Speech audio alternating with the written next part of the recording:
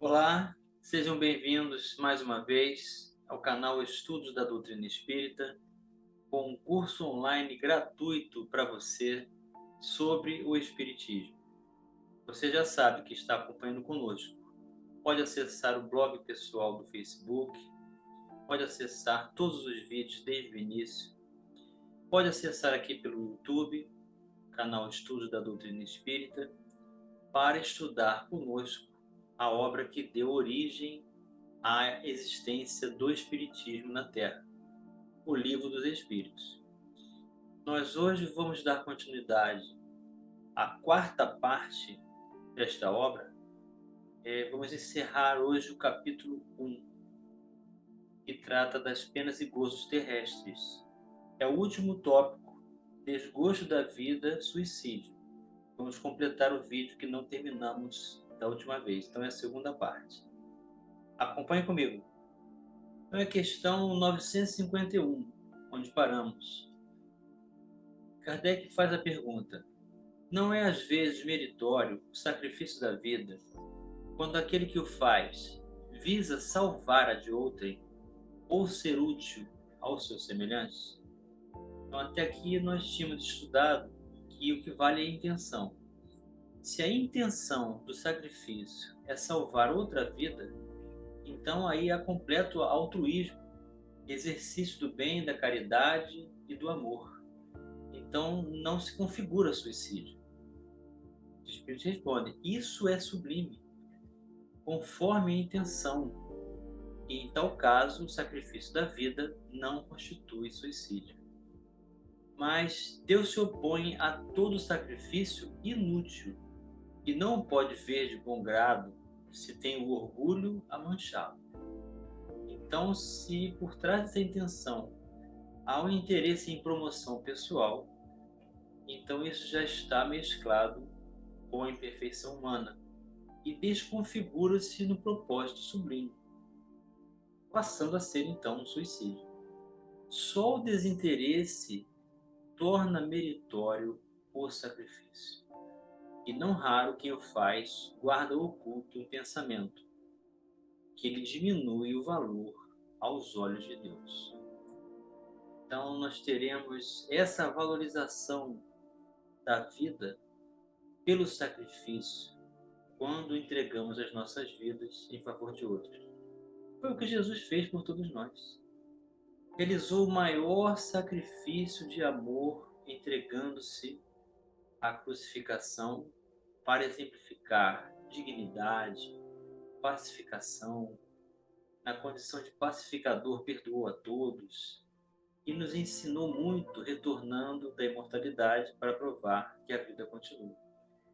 Então, se a vida continua, não faz sentido nós optarmos pela extinção da vida material, porque a vida do espírito continua. E vem a contribuição de Kardec.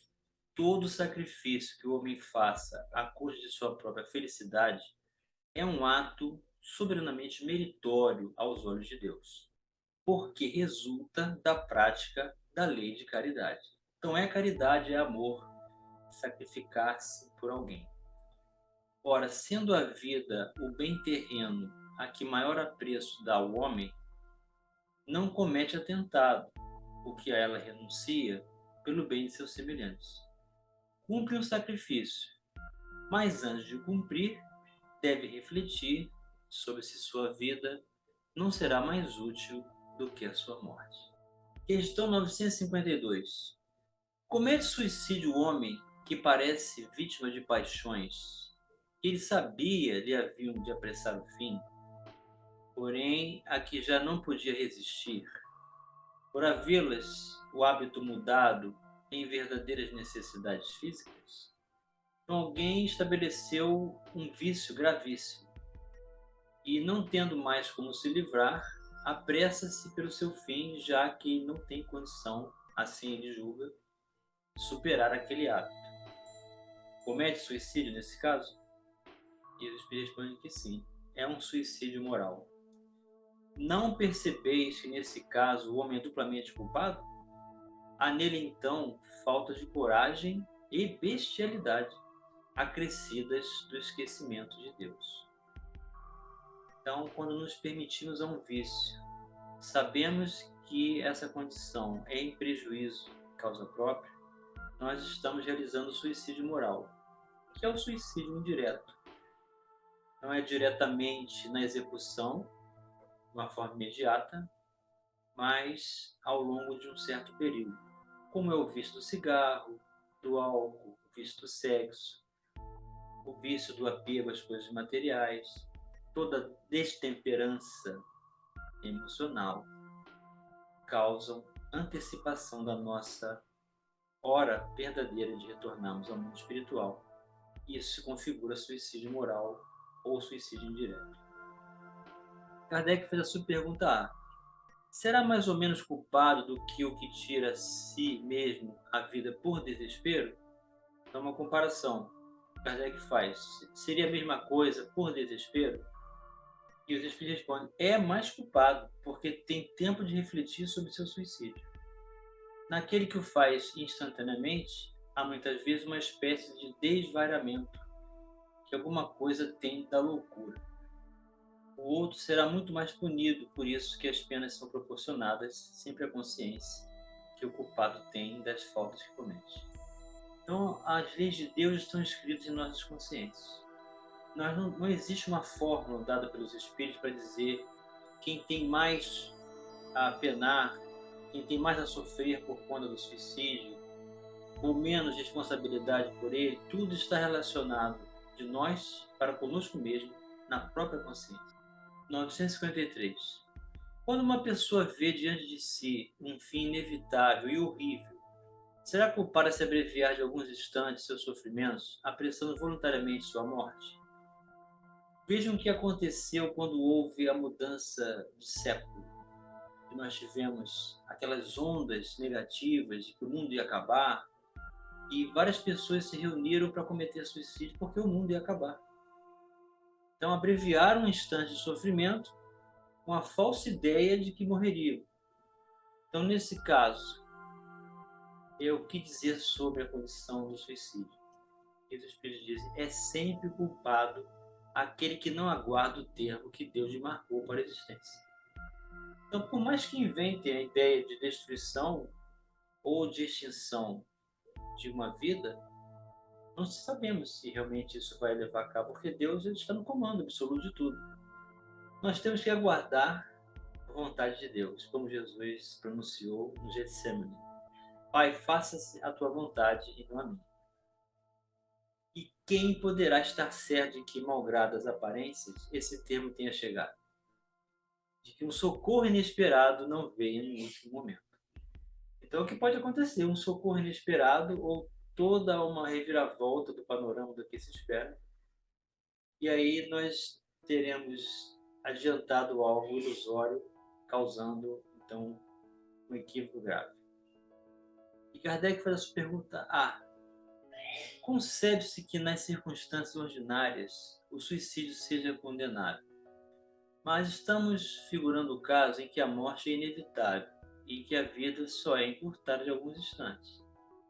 O Kardec está insistindo com a ideia de que é certeza que vai acontecer a morte. É sempre uma falta de resignação e de submissão à vontade do Criador. Então, nós não sabemos, por mais que julgamos ter certeza, tudo pode mudar. Subpergunta B.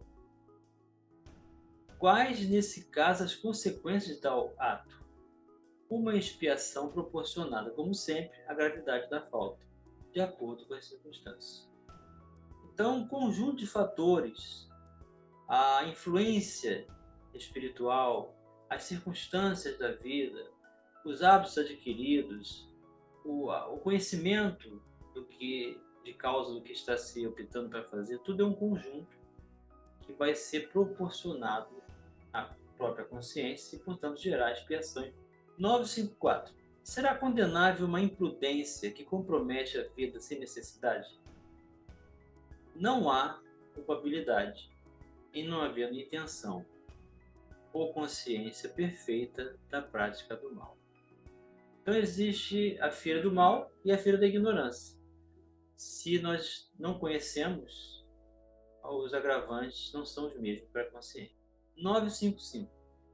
Podem ser consideradas suicidas e sofrem as consequências do suicídio as mulheres que, em certos países, se queimam voluntariamente sobre os corpos dos maridos? Então, no caso da pessoa que foi condenada à morte por fogueira, a mulher se projeta e abraça o marido e morre junto com ele. Obedecem a um preconceito, e muitas vezes mais à força do que por vontade. Julgam cumprir um dever, e esse não é o caráter do suicídio. Encontram desculpa na nulidade moral que as caracteriza, em a sua maioria e na ignorância em que se acham. Esses usos bárbaros e estúpidos desaparecem com o advento da civilização. Então aqui está uma circunstância gravíssima cuja condição estabelece uma certa condição justificativa para o desespero. Ainda assim, estamos presos ao preconceito e à ideia moral da nulidade, que é algo a ser desenvolvido para superarmos, não nos permitimos a essa ideia bárbara da civilização. 956. Alcançam um fim objetivado aqueles que, não podendo conformar-se com a perda de pessoas que lhe eram caras, se matam na esperança de juntar-se a elas, ou juntar-se-lhes. Então, o ente querido desencarnou, a pessoa fica tão triste que quer também desencarnar e comete suicídio. Muito diverso do que espera é o resultado que colhe. É uma ilusão. Em vez de se reunirem ao que era objeto de suas afeições, deles se afastam por longo tempo, pois não é possível que Deus recompense um ato de covardia e o insulto que lhe fazem com duvidarem de sua providência. Pagarão esse instante de loucura com aflições maiores do que as que pensaram abreviar, e não terão para compensá-las a satisfação que esperavam. Então não é solução, a pessoa, o ente querido não vai ser encontrado, porque a pessoa, o encarnado, suicidou para antecipar o encontro e vai sofrer ainda mais. 957. Quais, em geral, com relação ao estado do espírito, as consequências do suicídio? Muito diversas são as consequências do suicídio. Então não existe uma regra geral, uma receita para informar o que vai acontecer com cada um. São inúmeras circunstâncias. Não apenas determinadas. E em todos os casos, correspondem sempre às causas que o produziram. Há, porém, uma consequência que o suicida não pode escapar. É o desapontamento. Mas a sorte não é a mesma para todos. Depende das circunstâncias. Alguns espiam a falta imediatamente, outros em nova existência. Será pior do que aquela cujo curso interromperam. E vem a contribuição de Kardec. A observação realmente mostra que os efeitos do suicídio não são idênticos. Alguns há, porém, comuns a todos os casos de morte violenta, que são a consequência da interrupção brusca da vida. Há, primeiro, a persistência mais prolongada e tenaz do laço que une o espírito ao corpo, por estar quase sempre esse laço na plenitude de sua força no momento que é partido. Ao passo que, no caso da morte natural, ele se enfraquece gradualmente e muitas vezes se desfaz antes que a vida se haja extinguido completamente. As consequências desse estado de coisas são o prolongamento da perturbação espiritual, seguindo-se a ilusão em que, durante mais ou menos tempo, o espírito se conserva de que ainda pertence ao número dos vivos. A afinidade que permanece entre o espírito e o corpo produz, em alguns suicidas, uma espécie de repercussão do estado no corpo do espírito, que assim, a seu malgrado, sente os efeitos da decomposição, de onde lhe resulta uma sensação cheia de angústias e de horror. Estado esse também pode durar pelo tempo que deveria durar a vida que sofreu interrupção.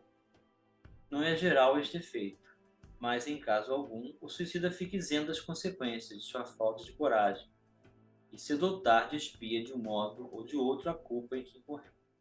Assim é que certos espíritos, que foram muito desgraçados na Terra, disseram ter se suicidado na existência precedente, e submetido voluntariamente a novas provas para tentarem suportá-las com mais resignação. Em alguns, verifica-se uma espécie de ligação à matéria, de que inutilmente procuram desembaraçar-se, a fim de voarem para mundos melhores, cujo acesso, porém, se lhes conserva interdito. A maior parte deles sofre o pesar de haver feito uma coisa inútil, pois que só decepções encontram. A religião, a moral, todas as filosofias condenam o suicídio, como contrário às leis da natureza. Todas nos dizem, em princípio, que ninguém tem o direito de abreviar voluntariamente a vida. Entretanto, por que não se tem esse direito? Por que não é livre o homem por termo aos seus sofrimentos?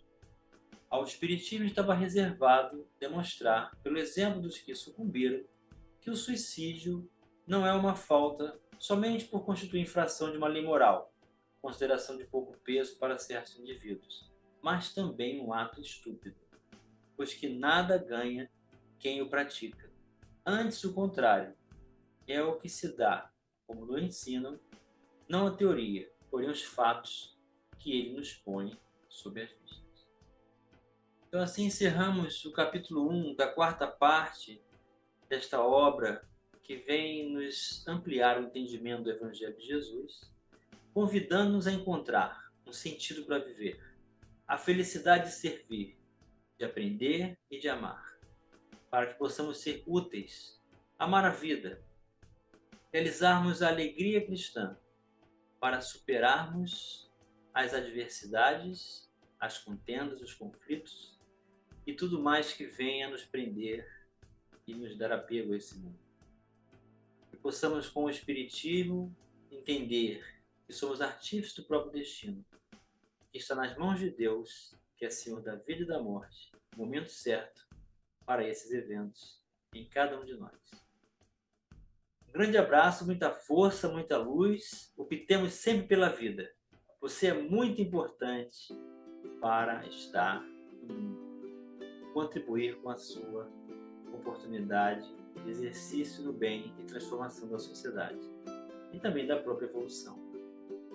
Um grande abraço e até o próximo vídeo.